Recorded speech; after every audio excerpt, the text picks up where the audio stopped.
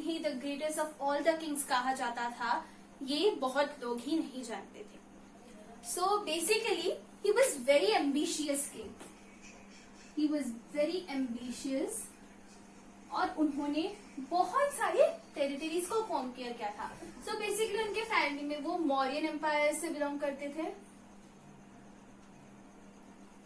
और उनके फैमिली के जो मौर्यन एम्पायर के जो फाउंडर थे that is Chandragupta Maurya.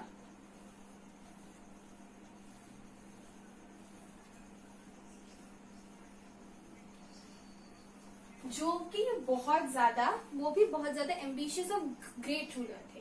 But ऐसा क्या है जो उनके ग्रैंडसन मतलब चंद्रगुप्त मौर्य के बेटे बिंदुसारा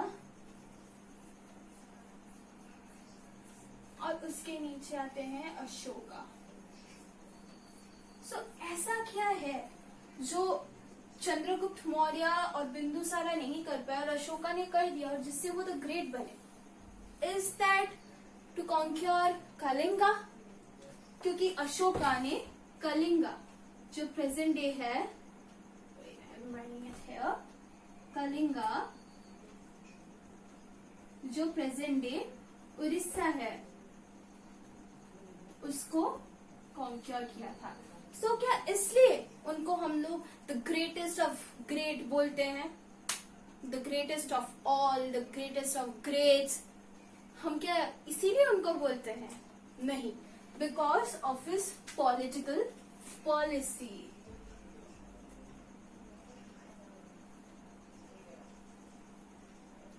सो फर्स्ट हम लोग एक बार उनकी हिस्ट्री के बारे में देख लेते हैं. तो जो मौर्यन एम्पायर का हिस्ट्री है कि ये थोड़ा मिट गया है. जो मौर्यन एम्पायर का जो हिस्ट्री है दैट इज चंद्रगुप्त मौर्य ने बहुत ज्यादा एरिया कॉन्क्योर किया था. ऑब्वियसली अफगानिस्तान के वहां से उनका पूरा मगधा एम्पायर तक बहुत बड़ा एरिया था. बट वो क्या कॉन्क्योर नहीं कर पा रहे थे? Kalinga that is Orissa. वहां के रूलर्स कॉन्क्योर नहीं करने दे रहे और बार बार वो लोग हार जाते थे. बिंदुसार जो थे उनके बेटे, चंद्रगुप्त मौर्य के बेटे, he was also great ruler. But उन्होंने अपना जो टेरिटरी है वो बढ़ाया नहीं. बट अशोका, उन्होंने जो उनका टेरिटरी है वो भी बचा के रखा और उसमें क्या ऐड किया? Kalinga. So it was a great. उन्होंने बहुत सारा जगह एनेक्स किया है. बट ऐसा क्या है उनकी पॉलिटिकल पॉलिसी में जो उनको इतना ग्रेट बनाती है? सो बेसिकली दैट इज धम्मा. अब धम्मा क्या है? धम्मा इज धर्मा. वी ऑलवेज और it was proposed by the Buddhist.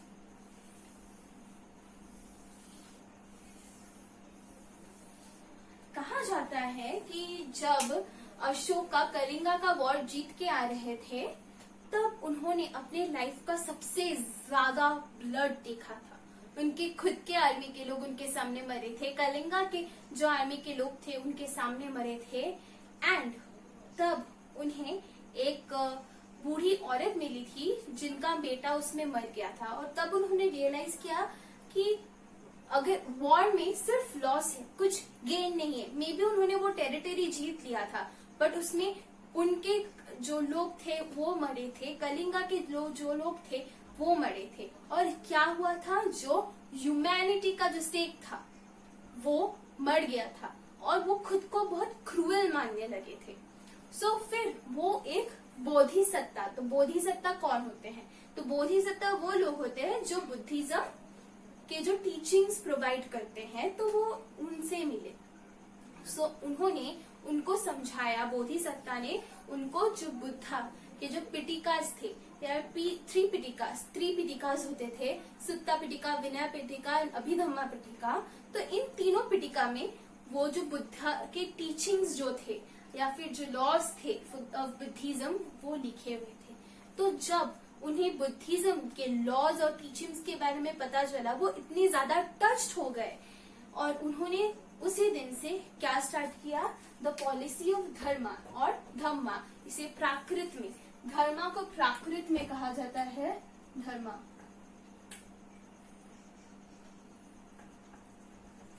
धर्मा को प्राकृत में धम्मा कहा जाता है।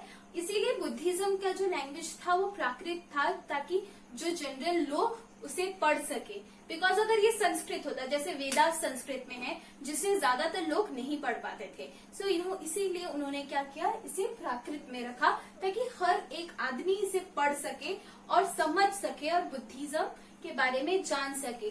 क्योंकि तब जो हमारा जो कास्ट सिस्टम था, like Brahmanas, then come Kshatriyas, then come Vaishyas, and then Shudras।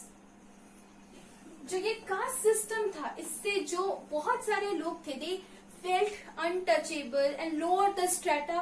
Why there will be a section of people who will always be neglected, who will be treated as untouchable and will not be allowed to be the kings or be their leaders. They will always live the life of being laborers or the ones who will serve others. क्यों ऐसा होगा?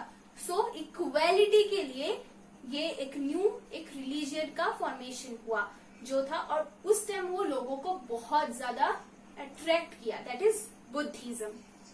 So basically इसके Buddhism से वो बहुत ज्यादा touched हो गए थे, सो उन्होंने इसलिए वॉर छोड़ा। But was this the only reason? वो इतने ग्रेट किंग थे, ऑब्वियसली धम्मा उनको इंस्पायर किया, but was this the only reason? No, ये रिलीजियस अगर कंटेक्स्ट में देखें ये रीजन आता है, बट जो पॉलिटिकल अगर हम रीजन देखें, जो पॉलिटिकल पॉलिसी इससे इफेक्ट किया था, दैट इज उन्होंने अपना बहुत बड़ा टेरिटरी बना लिया था। अब टेरिटरी बनाने के बाद उन्होंने ये सोचा कि अगर मैं अभी अपना टेरिटरी और बढ़ाऊं तो मेरे लिए और भी प्रॉब्लम्स होंगे। इतना बहुत बड़ा टेरिटरी, आप सोचिए अफगानिस्तान से उड़ीसा तक सब उनके अंडर में आता है। सो अगर इतना बड़ा टेरिटरी वो अकेले नहीं संभाल पाएंगे, ऑब्वियसली और भी किंग्स को वो लोग वो टेरिटरी में, मतलब उनके अंडर में वो किंग्स काम करेंगे। तो अगर ज्यादा बड़ा टेरिटरी हुआ तो उनके हाथ से पावर जाने का चांस बढ़ जाता है। सो ही थॉट कि बहुत बड़ा टेरिटरी है, मैं इसको ही चलाऊंगा, और अगर मैं ये पॉलिसी लाइक इक्वालिटी का पॉलिसी लाऊंगा, पीस का पॉलिसी लाऊंगा, सर्विंग अदर्स का पॉलिसी लाऊंगा, तो सारे जो सब्जेक्ट्स होंगे मेरे, जो सब्जेक्ट्स, दैट इज प्रजा, जो प्रजा होगी वो भी उनसे बहुत ज्यादा खुश हो जाएगी। सो उन्होंने क्या किया, धम्मा का पॉलिसी लाया। और बहुत सारे किंग्स होते हैं जिनके नाम हिस्ट्री में आप लोग भूल जाते हैं ऑब्वियसली, बट अशोका का नाम आप कभी नहीं भूलेंगे। For the iron pillars, for the lion emblem, जो हम लोग के कॉइन्स में रहता है, जो लायन, 3 लायंस का जो एम्ब्लम होता है, अशोक चक्र जो हम कहते हैं 24/7। तो फिर ये सब चीजें इंडियन कॉन्टेक्स्ट में इतना यूज किया जाता है, right? Just because of his greatness. उनका जो पॉलिटिकल पॉलिसी है इतना ज्यादा ग्रेट था, और उन्होंने क्या किया, अपने सब्जेक्ट्स को राइट दिया और उनको equality the.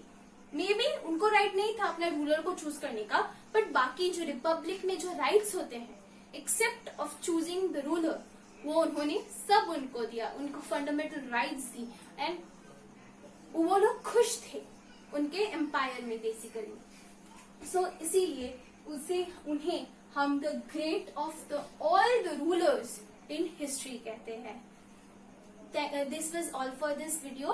Please do like, subscribe and share my channel for more videos. आप नीचे का सब्सक्राइब बटन प्लीज दबा दीजिए, आपको बहुत सारे कंटेंट्स मिलेंगे, एंड क्लास 12th और UPSC and IAS related videos भी आपको मेरे चैनल में मिलेंगे। Thanks for watching.